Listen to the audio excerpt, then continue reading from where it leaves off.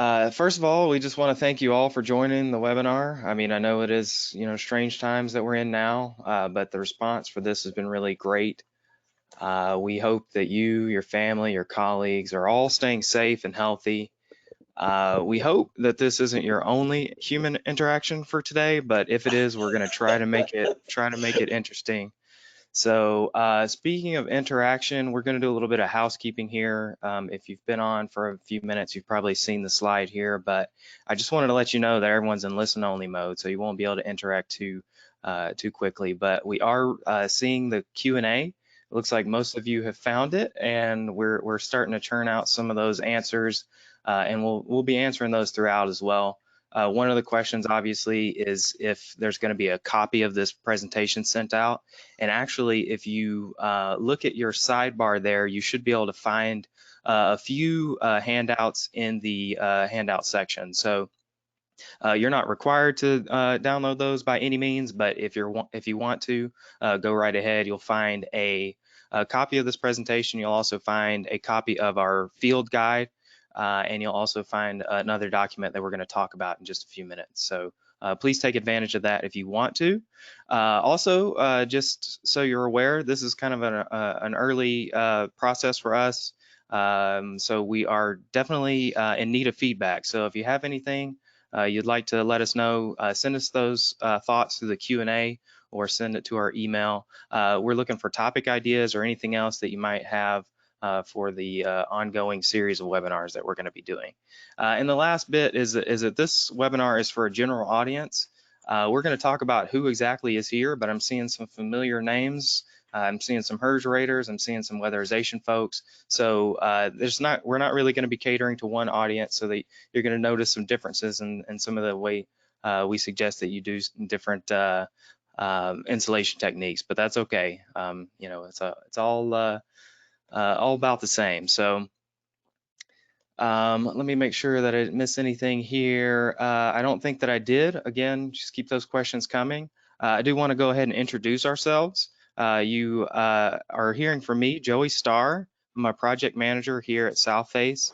I've been involved in energy efficiency for about 10 years now. The first half of that, I was heavily involved in weatherization programs in Texas and Oklahoma. I taught weatherization and BPI courses for about 3 or 4 years during that time. And then the latter half of my experience, I've really been focused on quality assurance and project management in utility programs. And I joined Southface last year to help with the weatherization training programs and other classes. And you've heard a little bit of Mike snickering in the background, but if you don't already know him, I'll go ahead and let you introduce yourself, Mike. Sounds good. Hi, everybody, and I'll echo Joey's comments. We hope you're safe and weathering the storm that we're all experiencing. It's a great chance to finally do some training again, which is one of my favorite things in the world to do.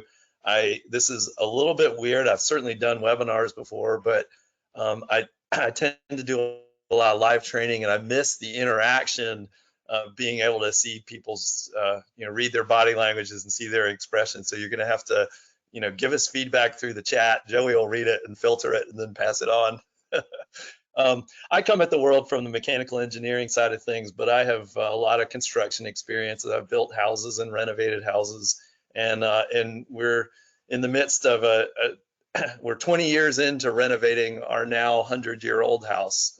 So a lot of the stuff we'll talk about certainly have practiced on our own home.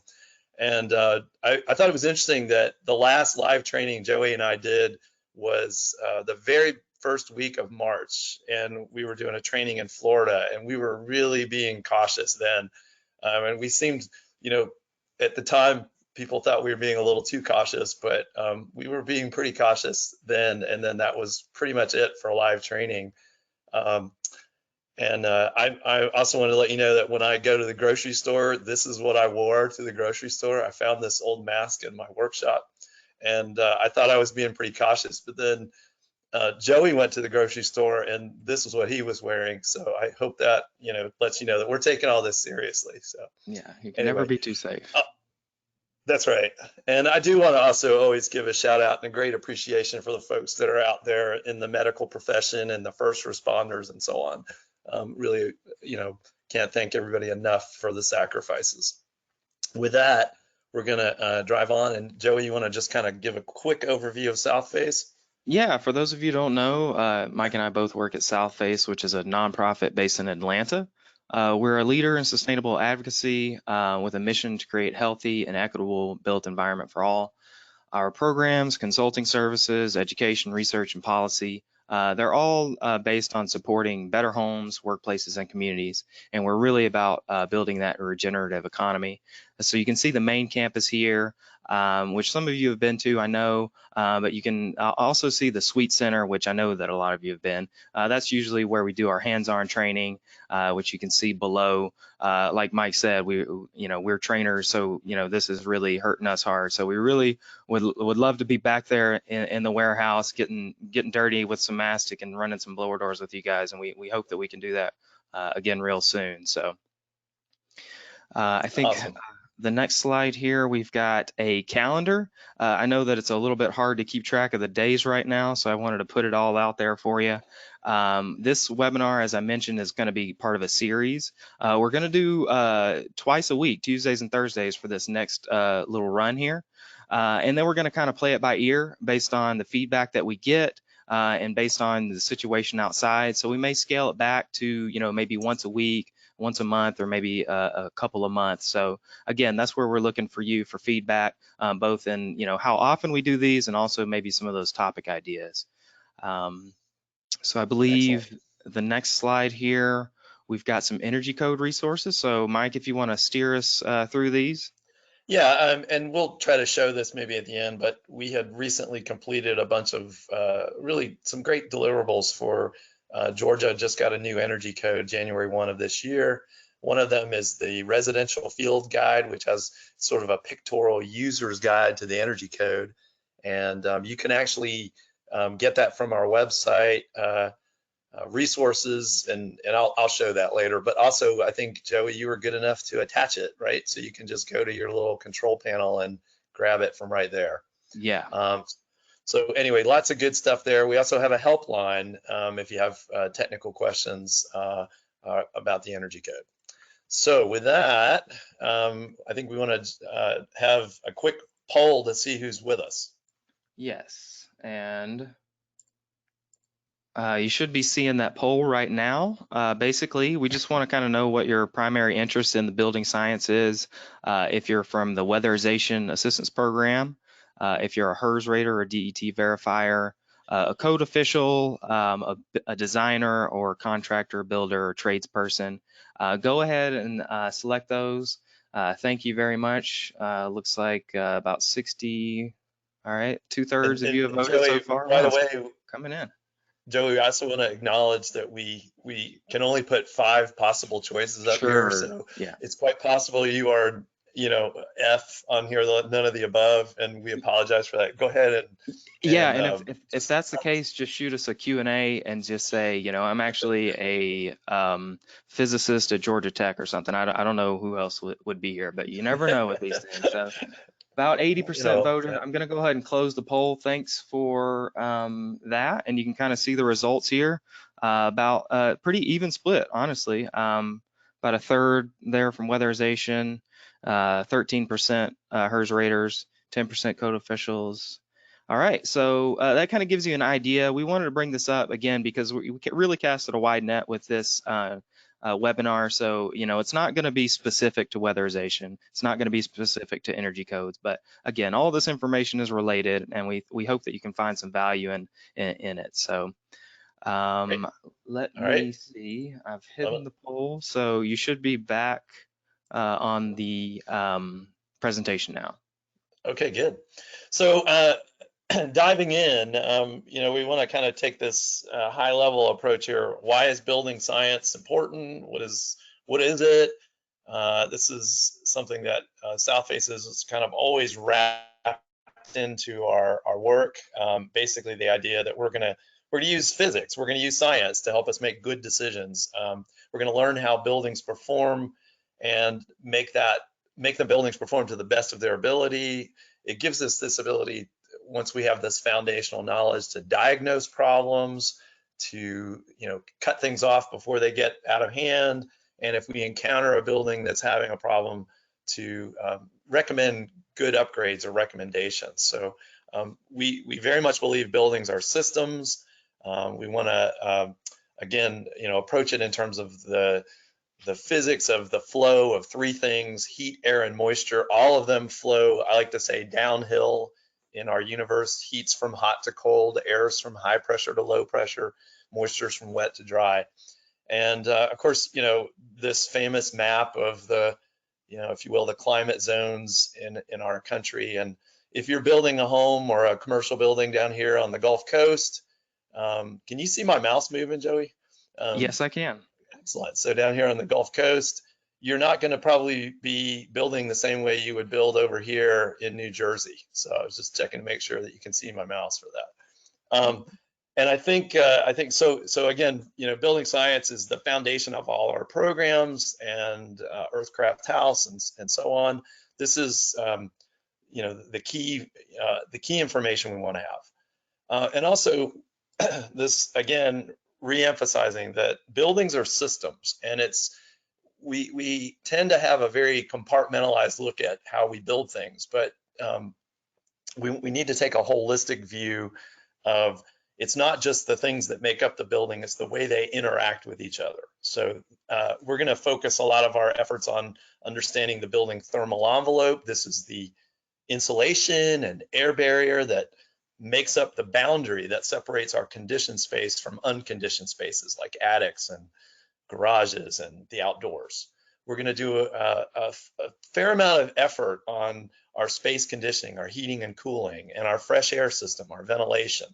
And we're also learning, I would say more recently and still a little bit underknown or sort of under discussed, is hot water. Not so much the thing that makes it, but the way that we distribute it. A lot of room for improvement there.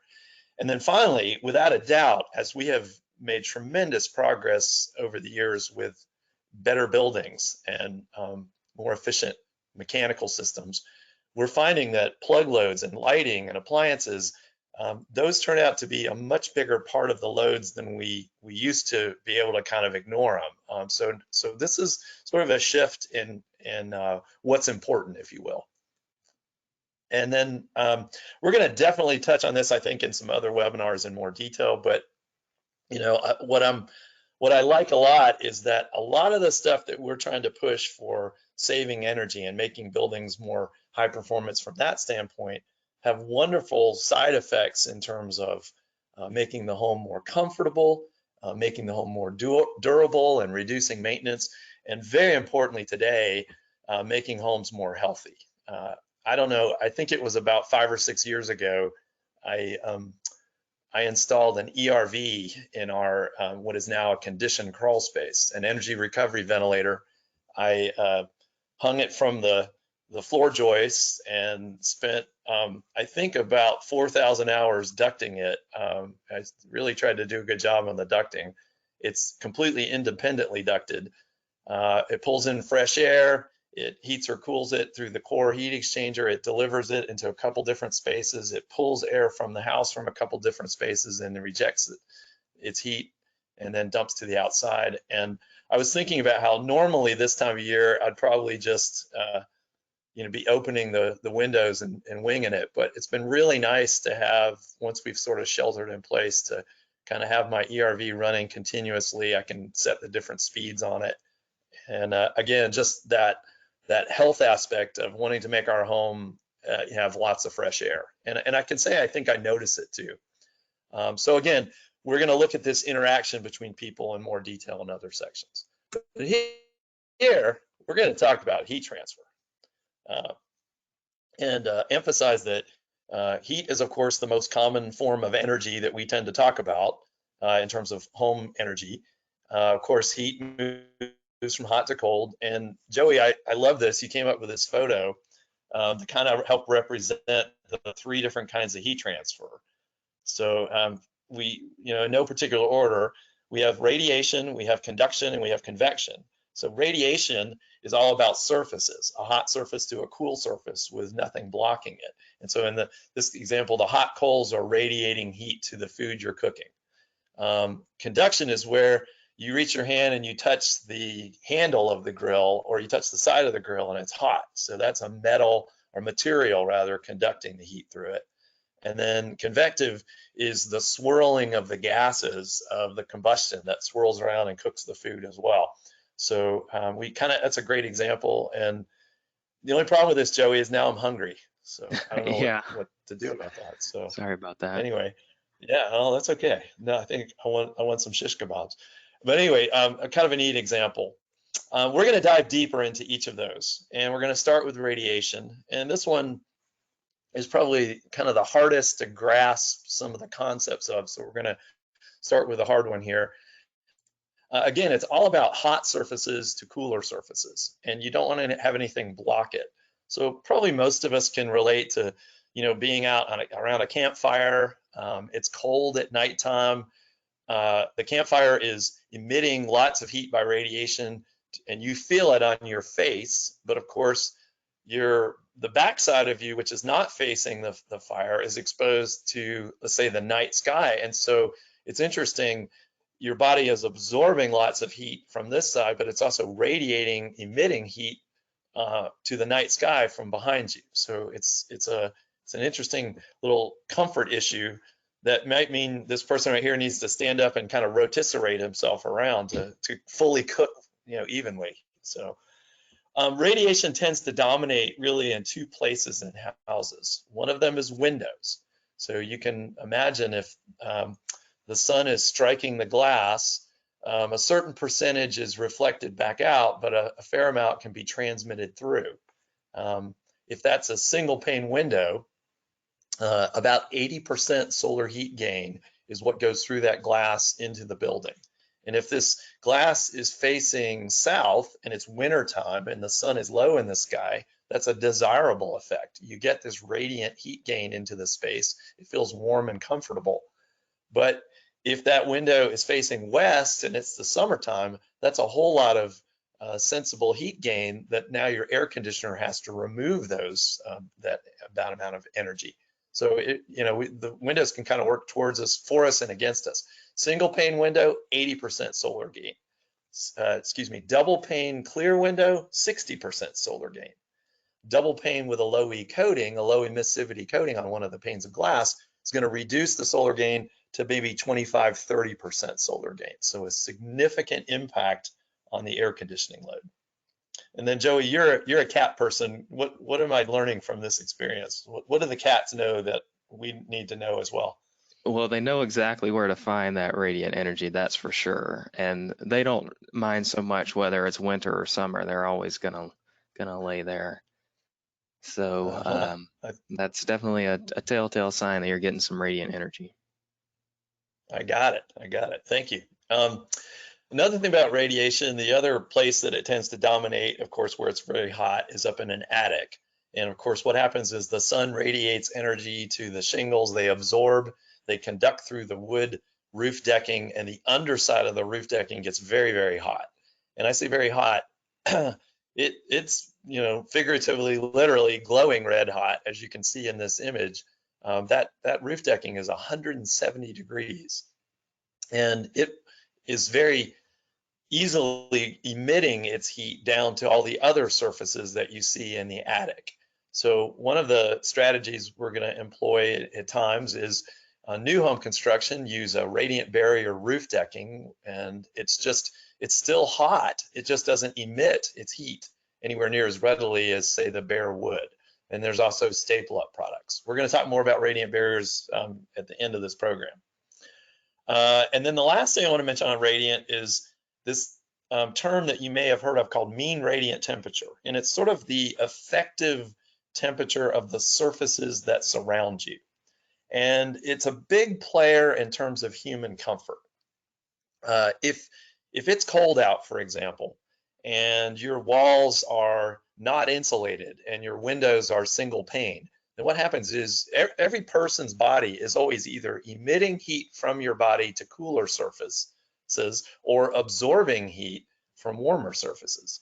And it turns out if the surfaces around you are roughly the same temperature as you or the air around you, it's really not a big effect. But when they're dramatically different, then it starts to play a really big role. So for example, if this house has no insulation in the walls and it's cold out, even though the air may be 70 degrees, your body you still feel cold in essence. So it's a comfort issue. One of the first things we did, my wife and I did when we bought our 100-year-old house, is we pumped the walls with cellulose insulation. We dense packed it. And we keep our thermostat at say 70 in the winter. Our neighbors had the same old house with no insulation. They kept their house at 70. They were uncomfortable. We were more comfortable because when the walls are insulated, the inside surface temperature is now much closer to the inside air temperature. The other interesting thing, and I don't want to blow anybody's brain up about this, but is kind of the math behind radiant heat transfer, which is most of the time heat transfer is simply looking at a delta temperature. So, this is the hot surface of 200. Let's say the guy is 90, that's 110 degree delta T. Sure, I get that. But when you talk about radiant heat transfer, it's actually the hot temperature raised to the 4th power minus the cool temperature raised to the 4th power. And I thought I'd just try to kind of show you an example. So the temperature, again, you got to imagine that 200 degrees raised to the 4th power, and then subtract 90 degrees raised to the 4th power. Except to do this math correctly, you have to convert temperatures to what's called absolute temperature. So if you're in the Celsius scale, you would convert it to Kelvin. If you're in the Fahrenheit scale, you would convert it to Rankine. And that, I believe, it's been a while, I believe you add 460. So if this is the hot temperature, that would make that 660. And what that says is 660 times itself, times itself, times itself. And then you'd subtract 90 plus 460 is 550. I don't want to hurt anybody's brain, but when you do the numbers, you're talking a huge amount, 190 billion and 90 billion. So you end up, with 100 billion times the emissivity and some other factors. But just appreciate radiant heat transfer really kicks in when there's a large temperature difference that we're talking about.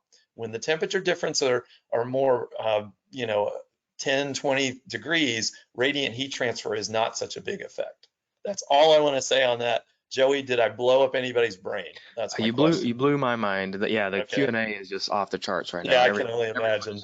Yeah, no, just kidding. Yeah, they're like, did he really go there? Yeah, he did.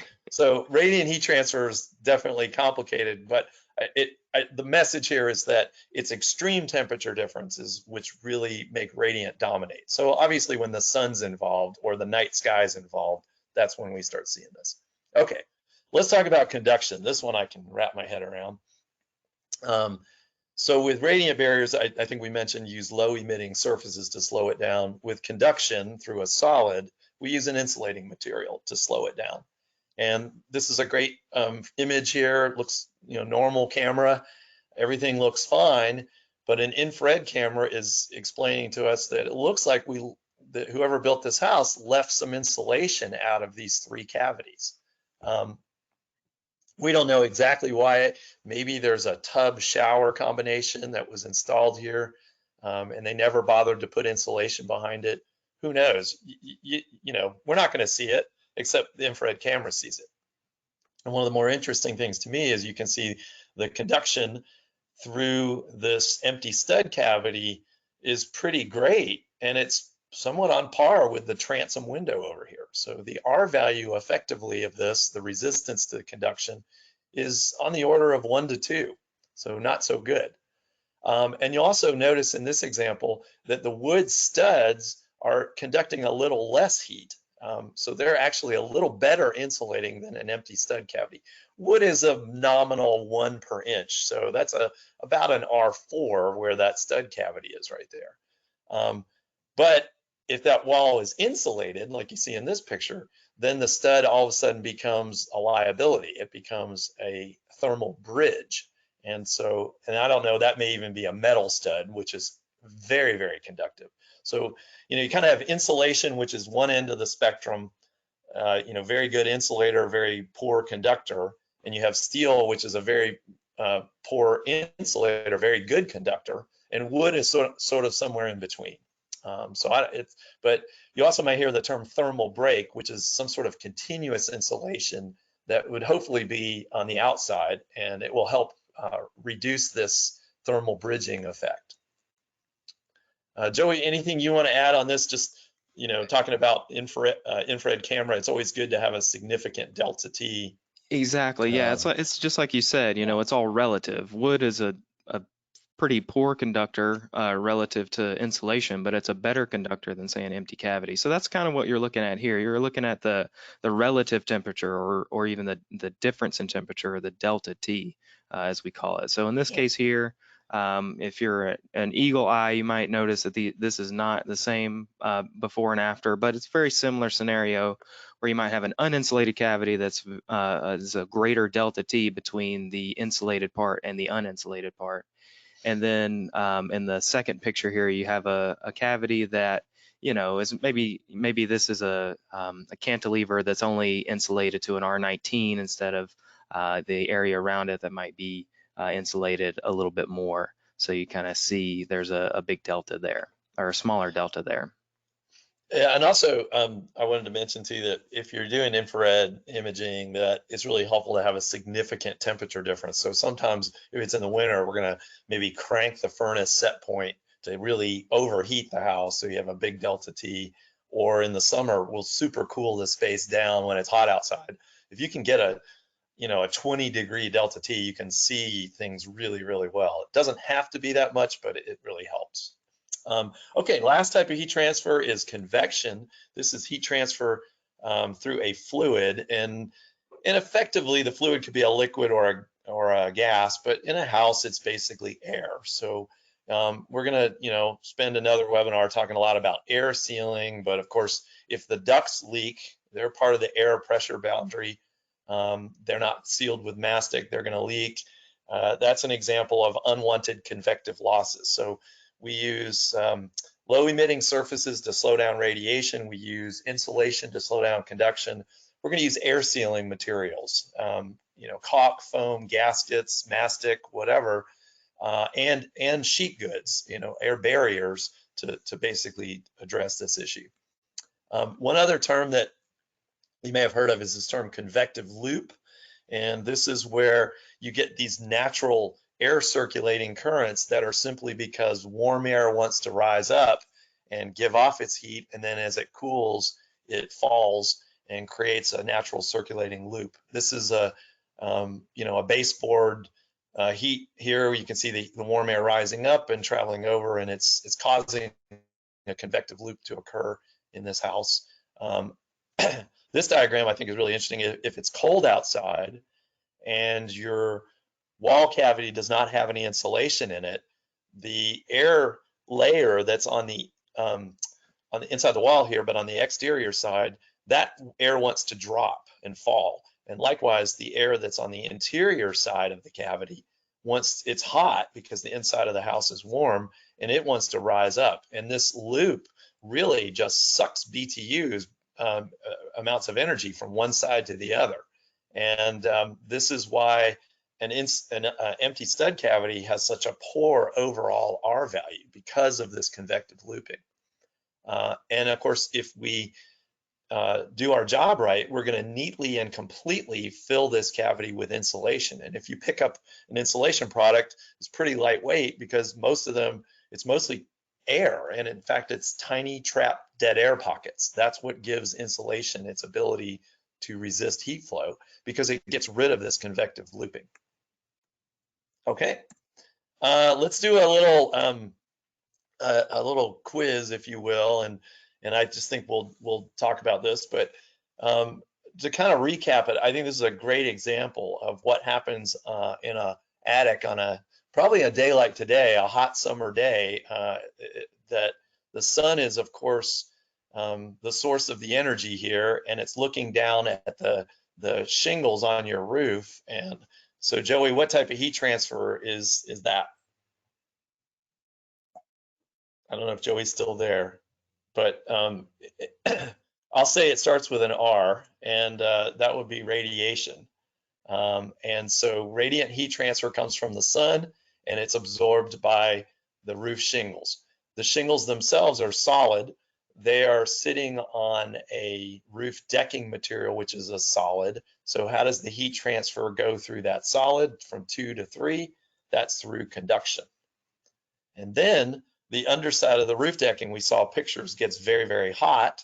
And so it's glowing red hot, and it's looking down. That hot surface is facing cooler surfaces like the framing, the insulation, and because we weren't so smart, ductwork.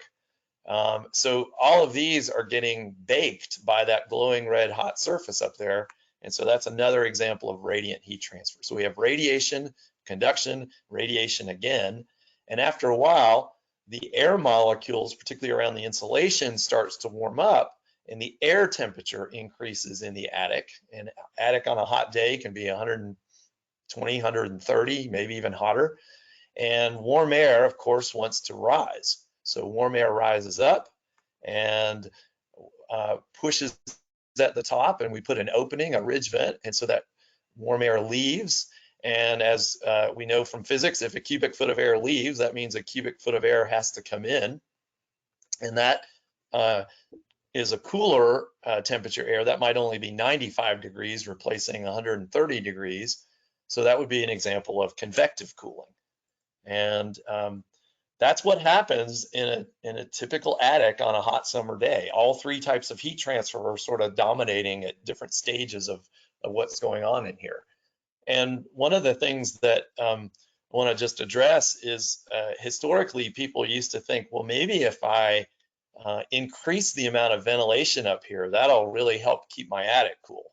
And the answer is, sort of, but is it a good idea? So what I'm talking about are these fans, these power attic ventilator fans, that the idea is that we're going to spend some energy and run this motor, but it's going to increase the amount of ventilation air, and somehow that's a good thing. And yeah, I guess so. But what happens is the problem is you're treating the symptom. The symptom is that the air got hot and you're replacing the air, but you haven't really done anything of why the heat got into the attic, which is, radiant and then radiant again. So you're treating the symptom only. And the other problem is, I'm sure a lot of people are aware of this, is that this is a big exhaust fan and it creates a big negative pressure on the attic. So if your attic is negative pressure here, some of the air is being sucked in through the soffit vents, but quite likely you're going to be pulling conditioned air through. It's very hard to make this a perfect airtight seal and to make these ducts perfectly airtight. So very commonly what happens is we end up pulling conditioned air. I guess I can pull on my pen here. We end up pulling conditioned air from the house up into the attic. And of course, now if we pull a couple hundred cubic feet of air from the house, that means a couple hundred cubic feet of air have to infiltrate back into the house. So this power attic fan is ultimately really not a good idea, and it works against us and in ways that we did not want. So that's a good summary of kind of what's happening in an attic. I'm going to erase my beautiful drawing there. Don't use a power attic vent fan. They really, I guess we like to say they suck because they do. Any questions on that, Mr. Joey? Are you still there?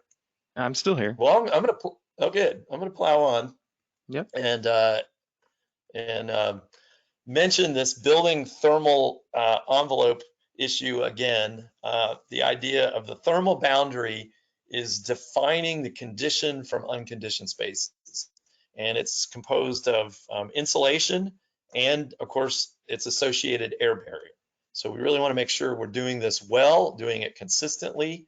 And this is pretty compelling. If we have voids of 7%, that effectively reduces our R value by half, which is pretty compelling. And we'll actually look at a math problem that kind of helps illustrate that. Lastly, I just want to mention that if you can imagine three houses that all basically look alike from the outside, demonstrates different ways to define the building thermal envelope. And these are all okay. They're all allowed by code. Some have pros and cons. This is by far the most common, with a flat ceiling with insulation above it and a vented attic. We've decided to insulate the floor over the foundation in this case, and of course the walls. Example 2, we've included the foundation, which might have some advantages, and we've kind of cathedralized part of the roof line, but we still have an attic space and we have knee walls, and these can create all kinds of problems. This knee wall is one that arguably should have the same amount of insulation as the flat ceiling because the temperature difference is so great across it. And then finally, we have what looks like a spray foamed roof line, probably in this example, and including the foundation walls as well. The big takeaway here is most likely there's a mechanical system up in the attic, say, or down in the foundation. And so all else being equal, example 3 is probably going to outperform example 1 because the ductwork has been brought inside. So I think that's the key takeaway there. And just to mention spray foam, you know, it's kind of interesting when you look at this. This is you know, let's just say the flat ceiling in this example is 1,000 square feet. If I foam the roof line, I'm going to add, if that's an 812 pitch roof, I'm going to add another 200 square feet of surface area, not to mention the 2 gable triangle ends. So my envelope area has increased by going the spray foam route. Also, if I was insulating the flat ceiling, I'd probably, and at least in Atlanta, I would be doing an R38 on the flat, but around here, most people are only going to spray about an R20 along the roof line. And so here I've got a situation where I have more surface area and I have less insulation, and yet very often this can outperform a flat ceiling insulation install, particularly on an existing home. And what is the big advantage? Joey, do you want to reveal the secret to why, you know, this actually still outperforms? It's got to be the ductwork, right? Yeah, because the ductwork has been brought into now we really want to make that a conditioned attic. It's now brought into a conditioned space. There's not much, you don't have to condition it a lot, but we do want to put a little bit of conditioning in that, and that's kind of is going to help keep moisture under control, particularly with open cell foam. So this is a kind of a great example again of a way to redefine the building thermal envelope. And there's other ways to do it too. For example, my house originally looked probably like example 1, but now it still has a flat ceiling, but I've retrofitted the crawl space so that the walls are insulated and it's now a conditioned crawl space. Anything you want to add on that? I think we're going to dive into some of the math, dun dun dun, and we're going to start with the most famous heat transfer calculation equation that probably a lot of people have seen. It's Q equals UA delta T, U times area times delta T. The U factor, simply the inverse of the R value, and Q is the term we use, which means heat flow in BTUs per hour. So the heat flow in BTUs per hour is a rate of movement of energy. And what is a BTU? A British thermal unit is essentially if you had let's say you had a 16-ounce bottle of water. If you change the temperature of that water 1 degree Fahrenheit, by definition, that's 1 BTU. Or if you were to light a wooden kitchen match and let it burn all the way down, that would be about the heat energy of a BTU. So that equation right there, pretty famous, pretty easy, just got to multiply 3 terms together. Let's try an example. Here we've got 2 different walls. It looks like it's winter, so it's 70 degrees inside, 20 degrees outside. That's pretty cold. And we're going to do our UA delta T calculation. And if we look at the first wall up here, it's 500 square feet. It has a R value of 5, or a U factor of 1/5, 1/5 times the area, 500 square feet, times the delta T, that's the difference in temperature, is 50. And the answer is 5,000 BTUs per hour is conducting across that wall.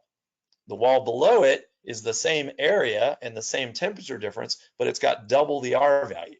And when you double the R value, your U factor is now 1/10. What you notice is that the conduction heat flow is half of the other wall. So double the R value, cut the heat transfer in half. That's absolutely true. You can keep trying to double the R value, but you notice it starts getting expensive, and each time you save only half of what you saved previously. So for example, if we go to R20, we're going to reduce the heat flow to 1250. If we go to R40, we're going to reduce the heat flow to 625. So it gets, each time we have to double the R value, the cost goes up, and the sort of benefit is cut in half, is another way to look. So there is a what we sometimes call a point of diminishing returns with insulation, where we do as much as we can realistically, and then we kind of say, let's spend money and fix other parts of the building. The only other thing here is that heat can be added in this case. So the total heat flow across both walls would be 7,500 BTUs. Let's do an example in the summertime. Here's two opaque walls. They're 9 foot high and about 15, looks like 40 feet long. The temperature is hot outside. It's 95, so heat's going to conduct into the inside, 75 inside. The walls are insulated this time to 13. So our U factor is 1/13. That's 0.077. The area is 9 times 40, 360. The delta T is 20. We're going to get 550 BTUs an hour conducting across that. Okay, got it? Hopefully that makes sense. Ringing some bells here. Let's take an example. That same wall, but now let's also include a door. Doors are usually 3068 doors, about 20 square feet. And a door, there's a wood door, it's an R2. And we're going to put in some windows, a couple banks of, looks like U factor of 0.55. That's about a double pane clear window.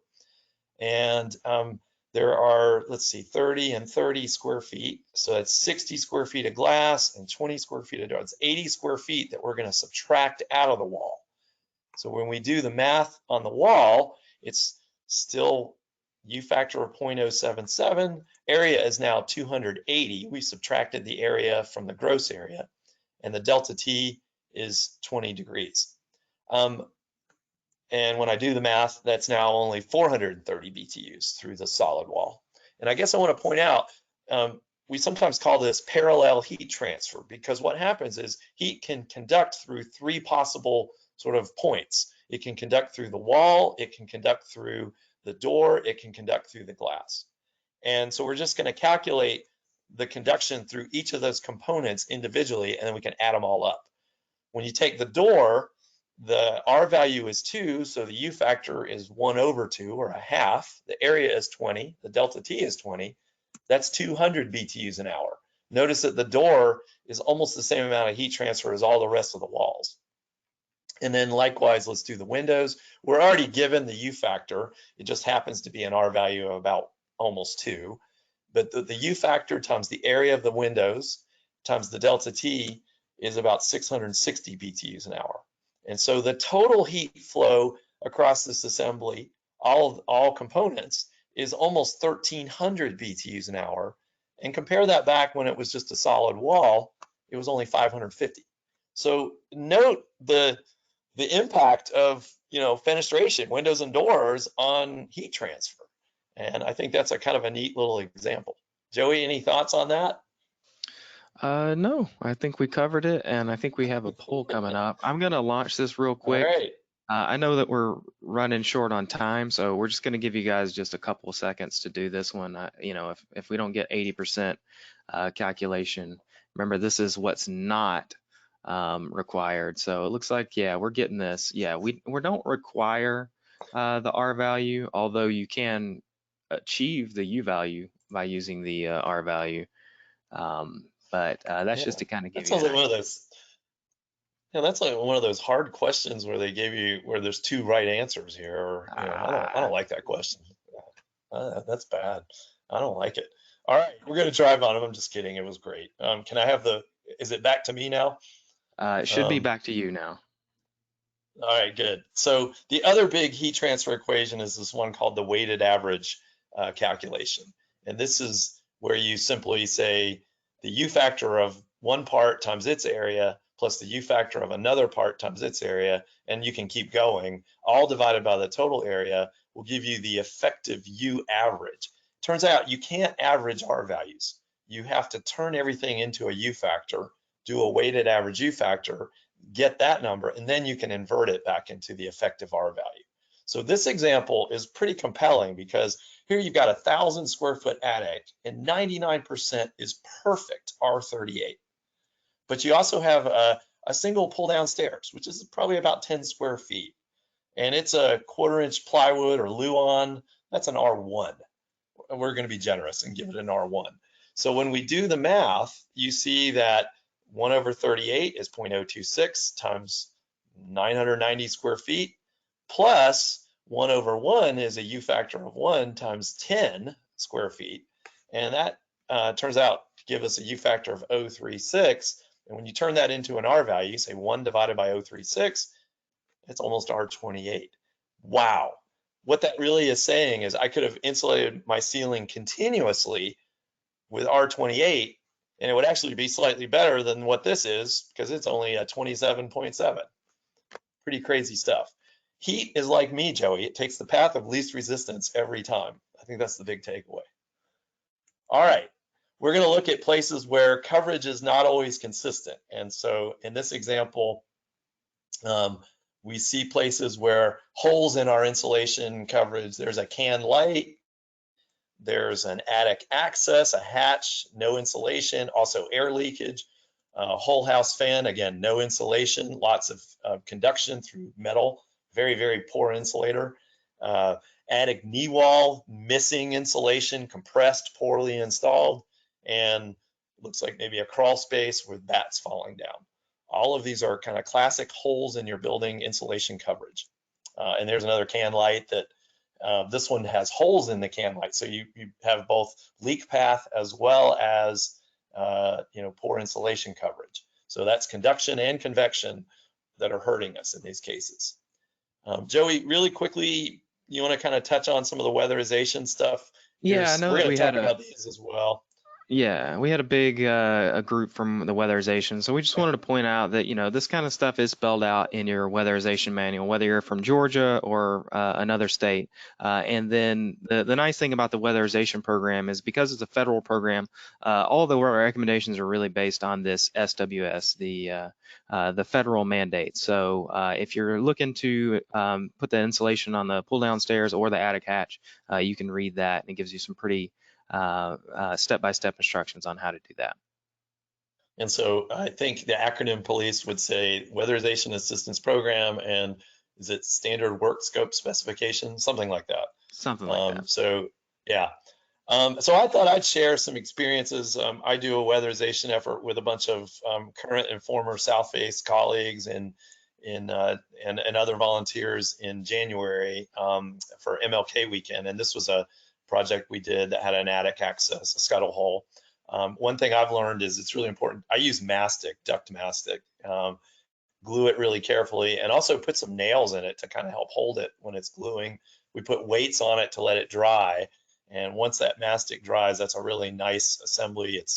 This is what we had on hand is 1/2 inch foam board. So that's, I think 8 layers, 4 inches. That's an R20 scuttle hole, which is pretty good. Sometimes I'll even glue a bat to the top of that and just give it a little extra R value. But that's a pretty good hatch right there. And I took this picture. So we did a bunch of other things we'll talk about in another webinar where we air sealed and prepped for blown insulation, which you can see we installed. This is an important detail, the attic dam around the attic access, and also a raised platform that has insulation under it so that you can have a thing to crawl up onto. There's the lip that we're putting, some gasketing on and then trimming it down. And then when it was all done, it was really well insulated. It was very airtight. We blower door tested it. And if we had had a thermal camera on this, it would have been impressively, hopefully boring because it's, very little heat transfer conducting through this now. The other thing I wanted to talk about was pull down stairs. And again, there's lots of products here.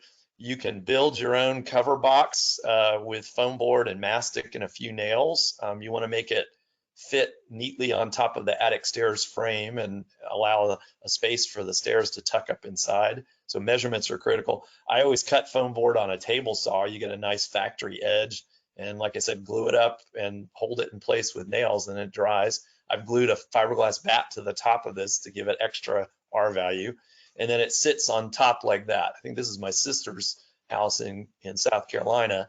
They retrofitted a pull down stairs, and they used an R5 foam board in the pull down stairs. So it's a by minimum code you have to do one or the other in Georgia, but it's certainly nice to do more. And the generic code would like you to have a lot more. Zipper tents are a great thing in that they stop the insulation from falling in, and they air seal pretty well. The downside of tents and the zipper and the boxes is, will the homeowner put them back? And that's why I do like to have the foam board in the door, because I know it's always going to work. The other problem with the zipper tents is that they don't have really much insulating capability. The foil is not really an insulator. The bubble wrap isn't much R value. But this is cool.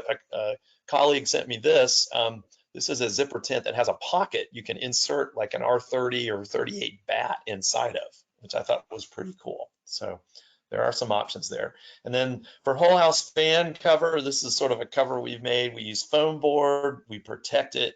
We used to use like contact paper, but now we actually found a real thin, sort of a finished look material. My colleague Frank Burdett came up with this idea, and we use a urethane angle. It's kind of like angle iron, but it's really lightweight. It's made of urethane. We can chop it on a chop saw and make mitered corners and glue it all up with caulk and clamp it together. And this is the one we did for this January, and it was the largest whole house fan set of louvers I've ever seen. This thing is massive, and so we sometimes use only one mechanical fastener. This one we use 3. I'm serious, Joey. This is like 12 feet long by 200 feet long. That's how big that was. Maybe I'm exaggerating, Maybe. but that's what it looked like. We use mechanical fasteners. We drill and drop a bolt through the bolt, and then we put a nut to hold the bolt in place. Then the bolt pokes through the thing. We put a washer and a wing nut to hold it. And this one was so big, we actually used 3. This allows you to take the cover down, and when you want to use the whole house fan in maybe the spring or the fall, but definitely keep it covered in the winter and in the summer. Okay, last thing we want to talk about. We're doing good on time. We're going to make it. Radiant barriers. What we're trying to address here is the sun baking the shingles absorbing that energy, conducting through, and of course the underside of the roof decking emitting heat down. And so that's what we're going to go after. But I always want to remind people, you can also go after the roof itself. A less absorbing roof material, such as an Energy Star shingle, is a great strategy as well. Radiant barriers, again, they're hot surfaces, but they don't give off their heat by radiation. And if you have ductwork up in the attic, I think this is a valid improvement. It definitely, any attic, it keeps it cooler. On a hot day, I would say a good 25 degrees air temperature cooler. Let's see, yeah, you can install them either at the bottom of the rafter or the truss cord, the bottom edge, or you can drape it, or up against the actual roof decking itself. And then, of course, you can buy roof decking products that already have it. The key component is that radiant barriers have to have an airspace on the shiny side. If they don't have an airspace, then they're just going to conduct, because it's metal. So you have to have an airspace. It doesn't make sense to do, here's some pictures of installing it along the truss. Doesn't make sense to have, here's a decking one, to spray foam up against this because there's no airspace anymore. So this is a pretty inexpensive upgrade on new construction. Just simply pay a few dollars extra per sheet of roof decking, and you've got this great feature. I always recommend you get the one, it's kind of hard to see, but there's a million bajillion little holes poked in the foil, and that's to prevent it from essentially being a vapor barrier. So moisture can dry through if it needs to. Joey, anything you want to add on this, on the scope of work surfaces as we wrap up? I've got a couple pictures. Yeah, we actually had a question come in about, you just mentioned the spray foam. You wouldn't recommend spray foaming against that surface. So how would you tackle a radiant barrier in a foamed roof line? Well, if you're gonna foam the roof line, I You're probably get, I think you might be breaking up, but I don't think, I mean, I would say do one or the other, and they're very different in cost. So the sure. cost to do a radiant barrier is, to get obsessive, you could try to use a baffle and spray against that, but that would be a challenge. Okay. Um, but I thought I'd show a couple pictures. One more thing I want to mention as we get into, this is it, wrapping up here, Hmm. is the idea of putting in a mezzanine or a catwalk to get from one end of the attic to the other. Thought this was a really nice detail. This is actually my own attic. My daughters and I have been working on um, trying to put radiant barrier up, and so we built this catwalk. This is under construction. Put a little ledger, insulated it, and then we're going to deck the top of it.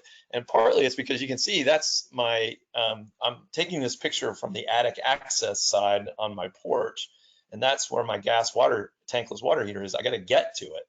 Um, and so I really think it's important to do this, and then we'll be able to, add more insulation in the attic as we see.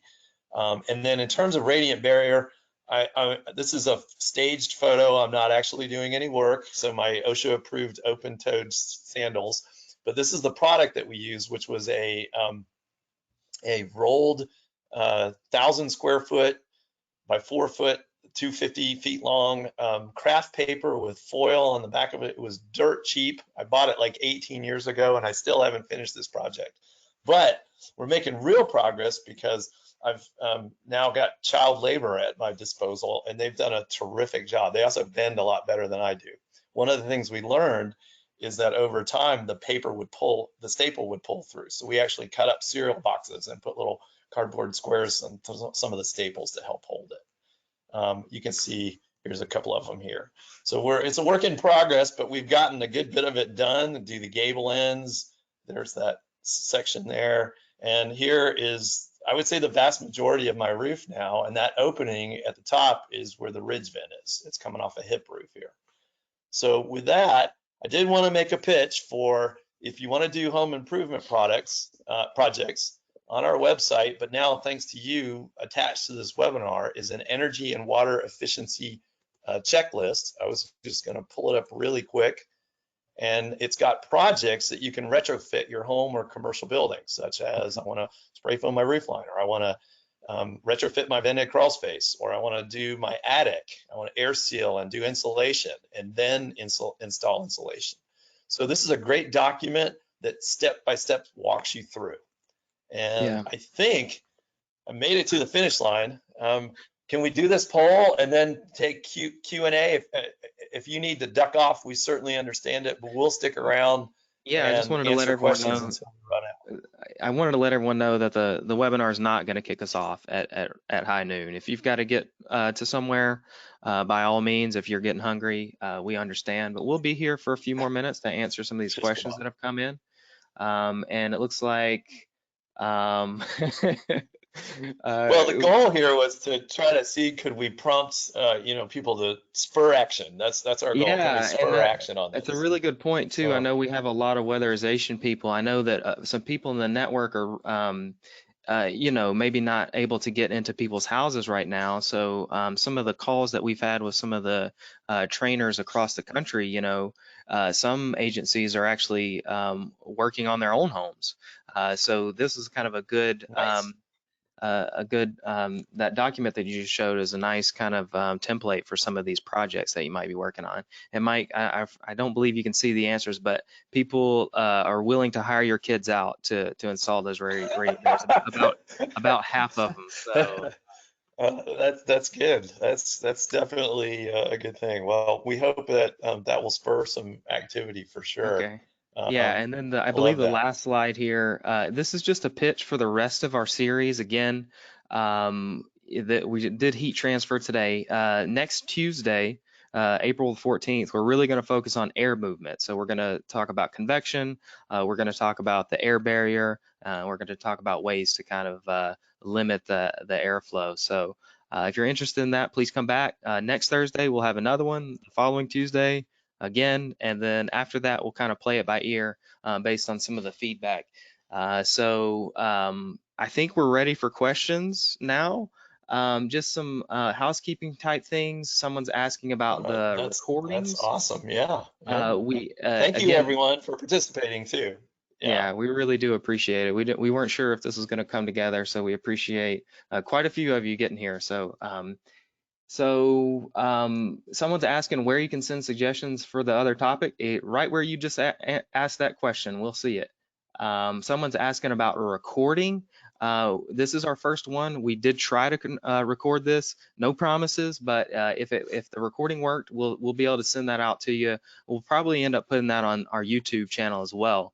And there's a lot of great resources there. We're getting a lot of great feedback. We really appreciate that. So I think we'll jump on some of these technical questions that kind of came in as we were going through, especially around the radiant barriers. Obviously, that's always a hot topic. Someone was asking about dust. Would that mitigate the effectiveness of the radiant barrier? Yeah, in fact, there's technically a fourth option here of how you can install a radiant barrier on top of the ceiling insulation, but that would require you to get up there with a dust mop, I mean a duster, and hover probably with we got to work out something with a drone that hovers over it and dusts the top of Oh your wow, radiant barrier. I that's a would great say idea. don't do it. It's one of those things that it'll work fine for the first year or so, but it'll get dusty Yeah, and and it'll lose its effectiveness. So we generally another don't recommend that.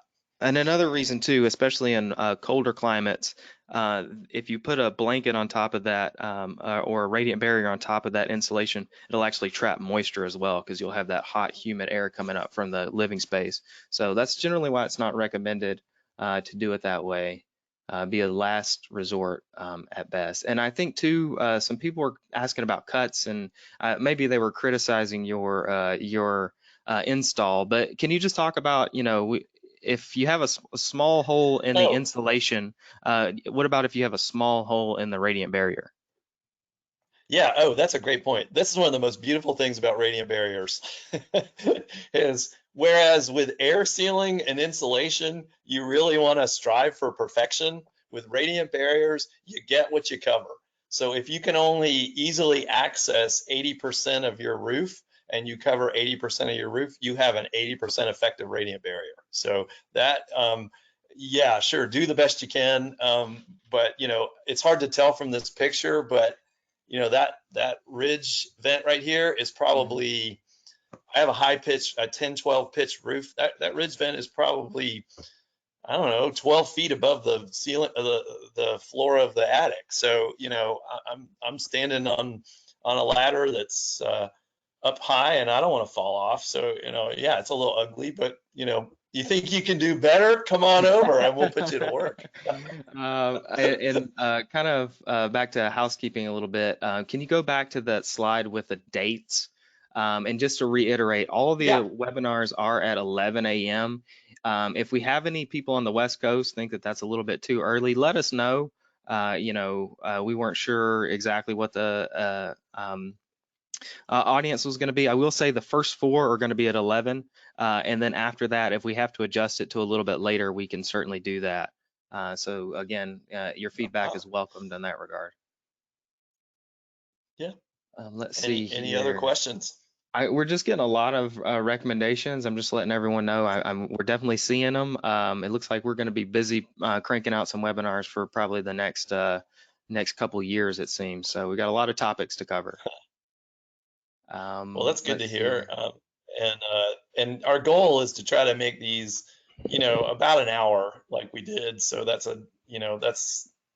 hopefully manage your attention span. And Yeah. Well, I think we did a good if we enough need to, job. we may. Yeah, I was gonna Sorry. say if we need to, we may just have to expand a little bit. But no, that's fine. That's fine. Yeah, well, about two-thirds are Uh, stuck through, are still hanging around. So it seems like maybe there's opportunity to make it a little bit longer. Oh, another technical question, getting back to all the way back to your spray foamed attic space. Someone was okay. asking if you need to ventilate that space. No, it's a great question. So with a spray foamed attic, it is a sealed, conditioned attic. And the answer is no, we do not need to be venting. You never want to vent under your insulation in this case. So that is a conditioned space now. And I recommend we, especially with open cell, that we actually go ahead and put a little bit of supply air. It's not much. We're just trying to kind of manage that. It's not so much for temperature, just to kind of manage moisture in that situation. But we do not need to vent the roof assembly. And then the follow-up question we get a lot is, does the spray foam against the roof line, does that hurt the shingles? Mm-hmm. And it turns out the answer is no, because the shingles are getting cooked by this thing right here. And what happens underneath the roof decking is very, very secondary in terms of the impact on the shingle life. So does it affect the shingle life? Sure, 1%, but not enough to even worry about. So I think that's been very proven throughout, enough installation of spray foam. Radiant barriers, spray foam underneath the roof deck has no appreciable impact on the shingle life. Okay. Another question kind of related to that one is about a roof decking insulation, like maybe a nail-based type product. Do you recommend that? How would you manage the radiant barrier in that situation? I don't have a problem with a nail-based type. A nail-based product is basically, I think we might try to cover this on a future webinar. So I'm Okay. gonna kind of give it a little lick and a promise here. But a nail-based material is basically a wood decking material that has usually a rigid foam board pre-attached to it. There are several manufacturers of this product. It's used fairly commonly, or I've seen it more in commercial, but I know that the Zip system has an R value board that's attached to it, and they know a lot of people use it on roofs and things like that. If you're doing a insulated roof line, I do think it can work in that Hmm. situation. Yeah. And again, that would typically be an unvented roof assembly. So maybe you're going to do spray foam on the bottom, and you're going to do some nail base at the wood decking, and that would increase your overall R value. But we'll talk more about this, I think, in a future webinar.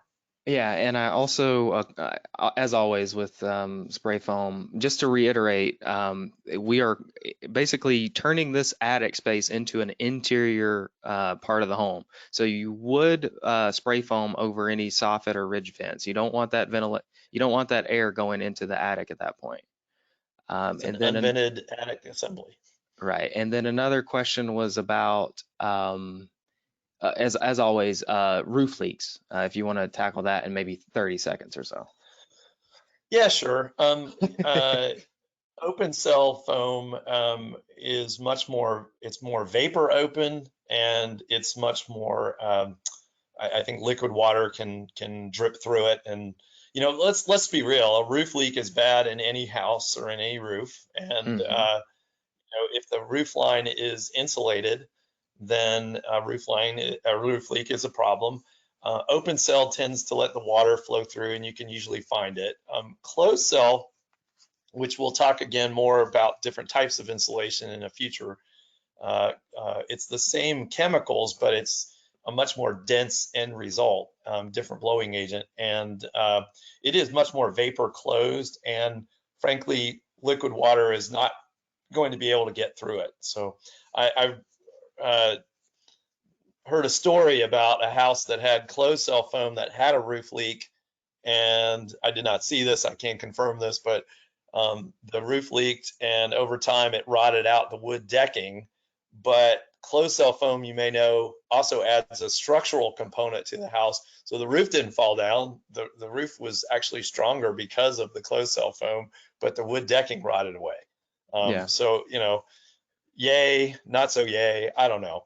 And we'll talk, that's a whole nother discussion. Maybe we have a webinar on different types of insulation and their pros and cons, and we Yeah. just, throw our opinions at it. Yeah. But Just real. I would say in the South, or go ahead, I was just going to summarize real quick. In the Sure. South, East, I think I would generally say open cell foam along the roof line, it's usually more economical. And Mhm. if you're going to do the walls, there's tons of ways to insulate walls well. If you're going to do foundation walls, that's where closed cell is the right choice. Yeah. And there was a Go question ahead. too, kind of related to the roof leak. Someone was asking if they needed to replace the insulation if it got wet from a roof leak. I would say yes, especially if it's cellulose, because cellulose has a lot of powders, a lot of that boric acid comes kind of in a powdered form. And once it gets wet, it kind of disperses and it loses that insecticide. So I would definitely do that in cellulose. Fiberglass would probably dry out, but I would most likely just get rid of the, it's because it gets kind of I'm just icky. laughing because, yeah, I'm laughing because how long, I asked the hypothetical question, if you dip a fiberglass bat in water, how long does it take to dry out? The answer is unknown because it has never dried yet, but Yeah. it can really wick water very well. Hmm. I would say in both cases, once the water dried, the product is probably okay, but the reality is, if and what's nice is, cellulose with a borate is going to not really be a source of mold, a food source for the mold, but if it leaches out, yeah, that could be an issue, I guess. I think wet insulation is certainly not going to have its R value, and if there was a True. way for you to dry it, then I would say you could Hmm. leave it in place. But given my own little bit of experience with that, I think insulation can take a while to dry. Yeah. We're about 15 after, so I think this is probably a good time to kind of shut this down. There's still a couple more questions coming in. Like Mike mentioned, we're going to have one specifically about insulation, at least one. So we're going to talk a lot more about Yeah, this yeah. and all the other topics. So we've got a lot of great ideas. Thank you everyone for coming to this webinar, and thanks for sticking around afterwards. And we hope that you come back to the next ones. Mike, anything else? No, just everyone be safe, and after you hang up on the webinar, go wash your hands. So, yeah. Yeah, definitely. All right. Thanks Th again, Joey. Thanks, everybody.